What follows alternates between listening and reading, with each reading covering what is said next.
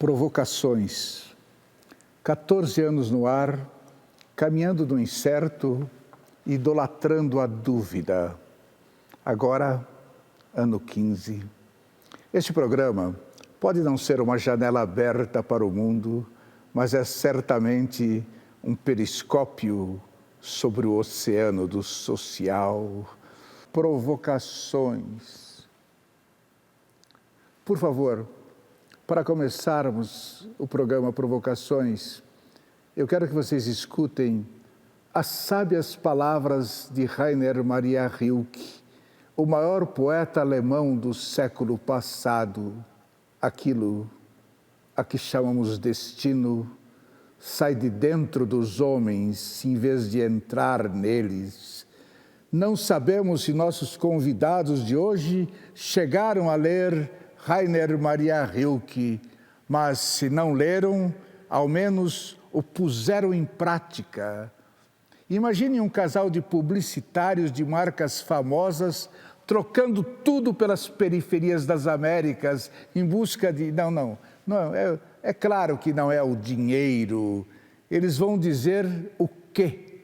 Ao que parece, feita uma pequena parte do percurso, eles já se sentem achados na vida. Eles são Tainá de Castro e Marcelo Castro. Marcelo Castro. Vocês ganhavam bem na publicidade? A gente ganhava bem como iniciantes, assim, a gente tinha 25 anos, trabalhamos bem, ganhávamos bem para o cargo que a gente ocupava. O que vocês iam fazer todo fim de semana na periferia de São Paulo? A gente descobriu um grupo, um coletivo social que chama Os Mesquiteiros, que eles realizam sarau de poesia e oficinas culturais de teatro e poesia também em escolas públicas. E a gente se encantou com isso, vimos uma entrevista do idealizador e falou, a gente precisa sair da frente do computador, sair de reclamar tanto do mundo e começar a botar em prática, porque a mudança está dentro da gente. Aí então vocês descobriram que não estavam de bem com a vida. Pois é, eu acho que passar os finais de semana na periferia de São Paulo era uma experiência que para a gente era incrível. A gente saía de um mundo onde o nosso mundo, que era muito centrado em ter, e ia para uma periferia que era um mundo diferente, coletivo, e que a gente gostava muito, assim. E alguma coisa começou a entrar na nossa cabeça que não estava dando certo. Voltar para a semana não era bom. Nós sentimos que a mudança tinha sido de ser brusca, recomeçar do zero. Comente isso. A gente trabalhou, tanto eu quanto a Tainá, a gente trabalhou duro para chegar na posição que a gente tinha, profissional. E em um determinado momento a gente olhava e não sentia feliz com aquilo e sentia que a gente precisava mudar.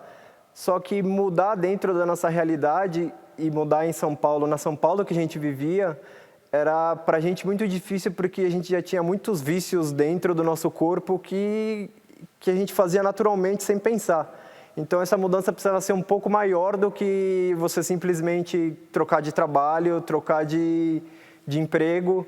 A gente queria trocar a nossa vida. Bom, então apareceu o seu projeto KG América, de Ushuaia ao Alasca. Como é que foi isso? Conte para nós. Quando a gente decidiu querer se aproximar mais de projetos sociais, dos movimentos sociais, a gente viu que a América é um continente gigantesco e que a gente gostaria muito de conhecer, a partir da América do Sul, que é o continente onde estamos, e até o Alasca, que são as duas pontas. É você ir da ponta mais ao sul, a ponta mais ao norte do continente. E o dinheiro dava? Não. O dinheiro, acho que quando a gente decidiu mudar, era um sonho que a gente tinha. A gente fez as nossas economias, fizemos lá, juntamos todo mês no nosso trabalho um dinheiro e decidiu sair. Se o dinheiro vai dar para a gente chegar até o final é uma dúvida que a gente tem, mas o fato só de sair, colocar o pé na estrada e colocar esse sonho em realidade já nos deixa realizados. Tainá de Castro, qual foi a palavra que pesou mais nessa virada? A de Marcelo ou a sua? Na verdade, foi meio que uma junção das duas ideias e das duas palavras, e a gente foi adequando ao que a gente achava melhor. Eu sempre fui muito apaixonada pela América Latina, e aí, mas eu também queria conhecer o mundo. Então o Marcelo falou, pô, já que você gosta tanto da América Latina e na América Latina tem tantas pessoas que precisam, por que a gente não concentra a nossa viagem, começa por aqui com os nossos vizinhos e depois a gente vai subindo. Então foi meio que um consenso de ideias, assim. E como é para uma mulher da classe média paulistana virar andarilha na periferia de La Paz? Ao mesmo tempo que eu sempre fui muito desencanada com as coisas, óbvio, eu tive que me adequar a algumas coisas. Por exemplo, eu não faço mais a unha todas as semanas, como eu gostaria de fazer. Eu não corto o cabelo há quase 2 anos já. Então, e são coisas que eu tive que me adequar e que a gente tem que se adequar, na verdade. Nós dois, a gente deixou a nossa vaidade muito de lado. E principalmente em La Paz, a gente se destaca muito na multidão porque a gente é muito diferente deles fisicamente. Apesar de eu ter essa cara meio bolachuda de indígena, a gente é diferente deles. Então, a gente tenta não aparecer demais para sempre estar olhando e não sendo olhado, sabe? Acho que sim, é um sonho meu também rodar pelo mundo, pela América. Na verdade, eu penso em fazer isso em 2015 e ainda está algo bem aberto. Não. Porque eu tenho minha família. Não posso largar minha família para ir viajar. Se eles fossem juntos, eu iria. Eu estou muito feliz hoje, bem realizado com o meu trabalho, com a minha esposa, com a minha filha. Eu não largaria. Mesmo indo com elas, não largaria. Qual o papel das mulheres nas periferias sul-americanas? É fortíssimo. Não sei, a mulher tem esse instinto materno de ajudar, de sempre cabe mais um. Então, eu acho que isso abre muitas portas para elas e faz com que elas recebam muito bem e ajudem muitas pessoas. Agora, no Uruguai, vocês atuaram ao lado de mulheres que sofreram violência doméstica. É como aqui? É como aqui. Eu escutei histórias de mulheres assim, e por ser o primeiro lugar que a gente estava, foram coisas que me pegaram de surpresa.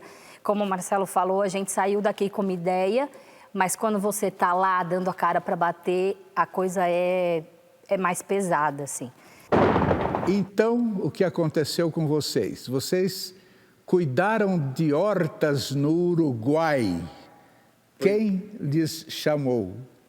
A gente entrava em contato com todas as organizações, via na internet qual que é, o que faz e como faz, e a gente ligava, a gente mandava e-mail e numa dessas a gente conseguiu trabalhar numa horta sustentável, num projeto lá, não é no Uruguai, é na Argentina, e foi incrível, assim, pra gente é um modo totalmente diferente de você pensar a vida, você viver do campo, sair da cidade, sair do estresse da cidade para uma vida mais tranquila no campo, cuidando do mato, cuidando das flores, dos frutos.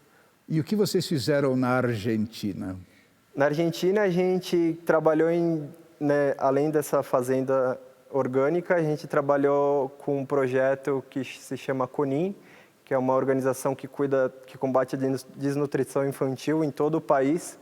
E a gente trabalhou junto com as crianças menores, cuidando das crianças enquanto elas estão na organização. E a gente trabalhou num circo social, que foi um encanto para a gente. E quando a gente encontrou esse projeto foi incrível. A gente sentiu que estava tudo conspirando a favor, assim. Quais rastros das ditaduras militares vocês perceberam na Argentina e no Chile? Na Argentina foi o primeiro lugar que a gente teve contato com alguém que realmente teve a vida influenciada pela ditadura. De Mendoza até Bariloche a gente resolveu pegar carona, que é uma estrada super famosa na Argentina. E em um desses trechos, um rapaz que deu carona pra gente nos contou uma história da mãe dele. A mãe dele foi sequestrada pelos militares na ditadura, ficou em cativeiro durante 9 meses e ela teve o bebê roubado e o bebê foi vendido pelos militares. E ele falou que... e a mãe dele tinha apenas 13 anos quando isso aconteceu. E ele contou que ele tinha descoberto há 3 anos atrás e que isso mudou a vida porque ele começou a enxergar certas atitudes da mãe dele que quando ele era mais jovem não faziam sentido, começaram a fazer sentido a partir dessa descoberta que ele teve, que era um irmão que ele nunca conheceu e que provavelmente ele nunca conheceria. Vocês viveram no Chile entre índios e pescadores, fazendo o quê?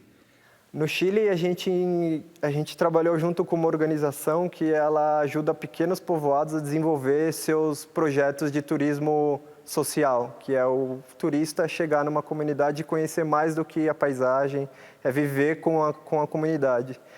E a gente vivendo junto com eles, a gente percebeu como é difícil essas organizações terem materiais para produzir, para poder divulgar seu próprio trabalho. E a ideia foi a gente ir para essas pequenas comunidades, ficar junto com eles durante algumas semanas e registrar e fazer um vídeo promocional de cada comunidade que a gente foi. Bibliotecas na zona rural, na Bolívia. O que eles liam lá? Eles liam alguns escritores brasileiros, liam bastante Monteiro Lobato, pelo fato lúdico que tem nas histórias dele.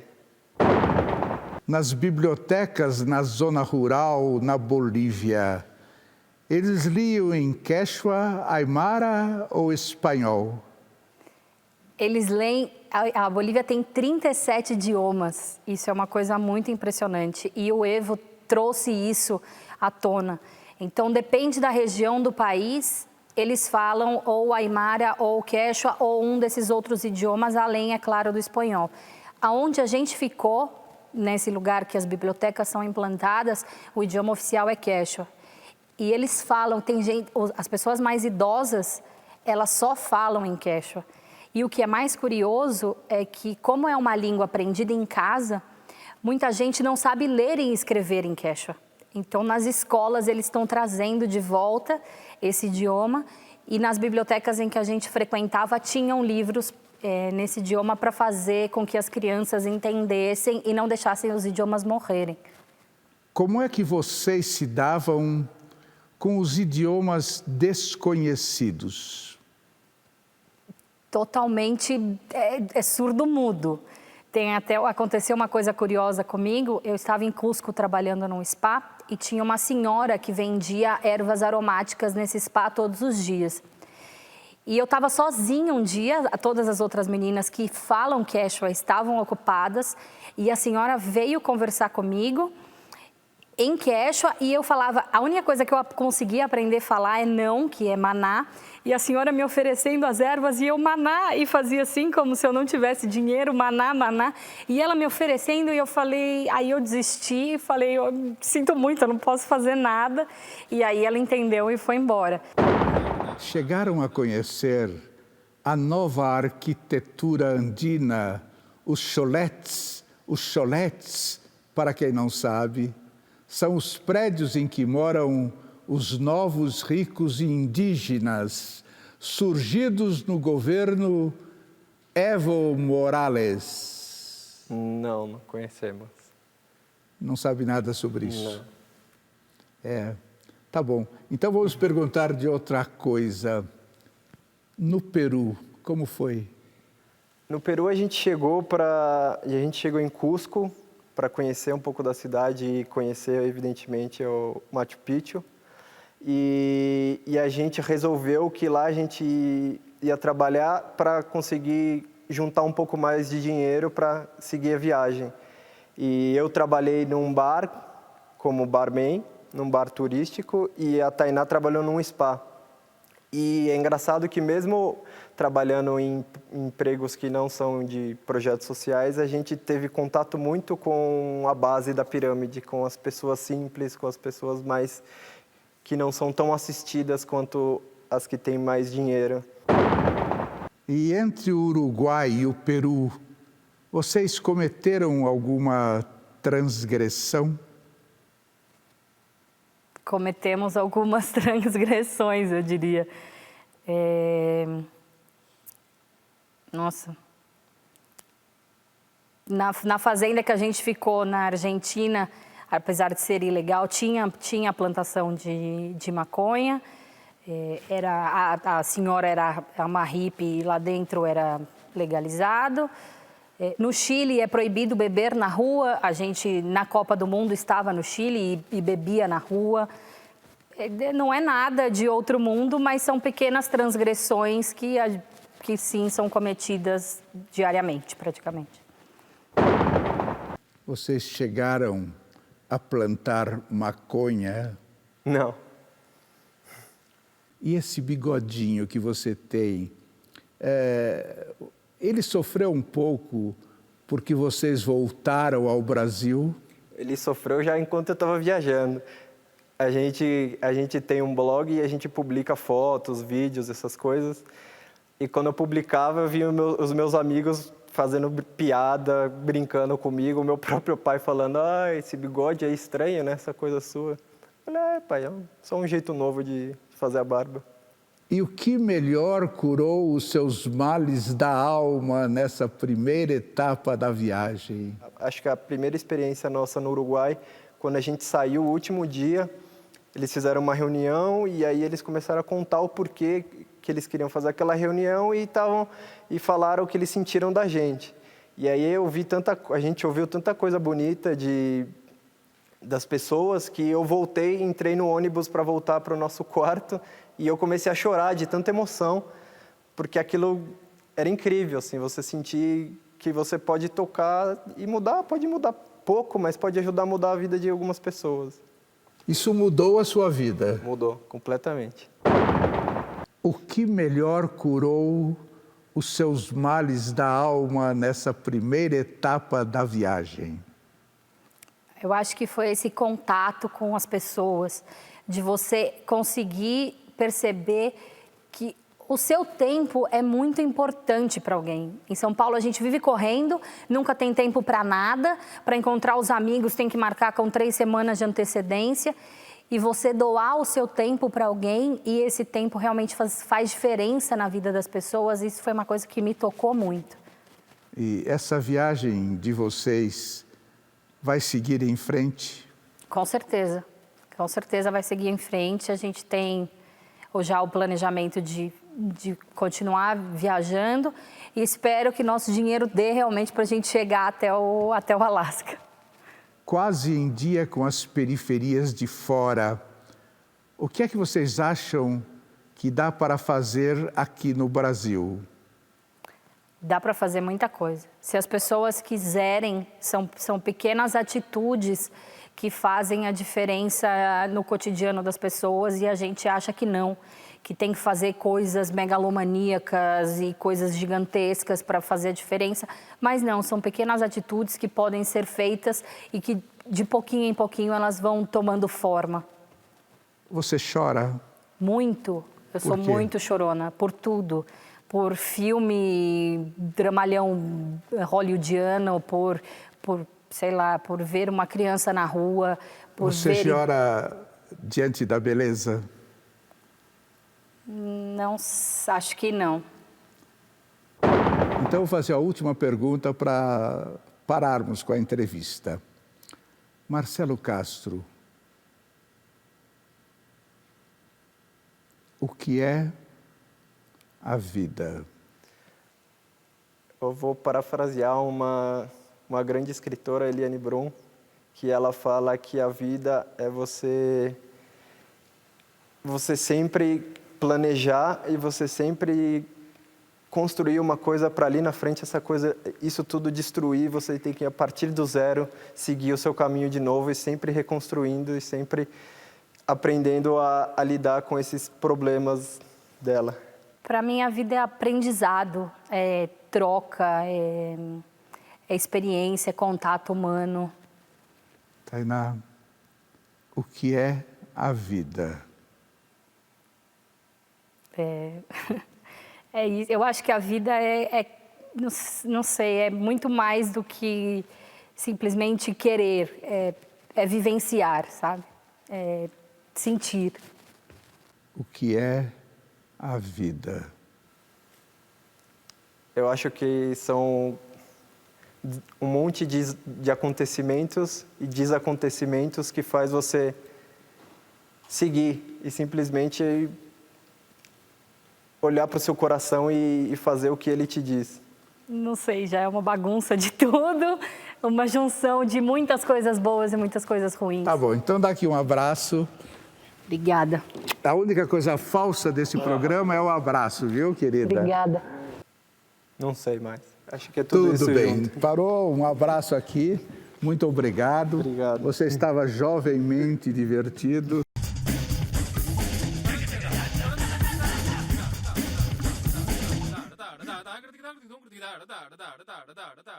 Um dia, tudo será memória. As pessoas que andam naquela rua, as gentis, as sábias, as más, todas terão memória.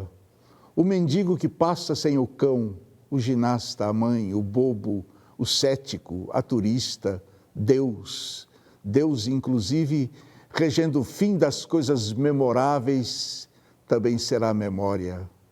Deus e os pardais, os grandes esqueletos do Museu Britânico e todo sofrimento serão memória. Eu, sentado aqui, serei só esses versos que dizem haver um eu sentado aqui.